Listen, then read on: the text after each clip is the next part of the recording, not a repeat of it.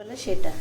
এই যে মৌরলা মাছ, এই ছোটো মাছ রান্না করবে। দেখো আমি লবণ হলুদ মাখাই রেখেছি, মাছ ধুয়ে টুয়ে। আর এই দেখো রসুন পেঁয়াজ ঝাল, আর এই দেখো টমেটো।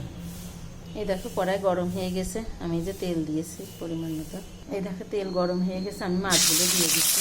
সব মাছগুলো দিয়ে দিচ্ছি, একটু ভাজি হবে অল্প। আমি একটুখানি উল্টায় দিচ্ছি, এখনই নামাবো। এই দেখো এই তেলে এই যে এগুলো দিয়ে দেবো। দেখো মাছটা আমি অল্প একটু ভেজে তুলে রেখেছি। পেঁয়াজটা একটু ভেজে নিতে হবে।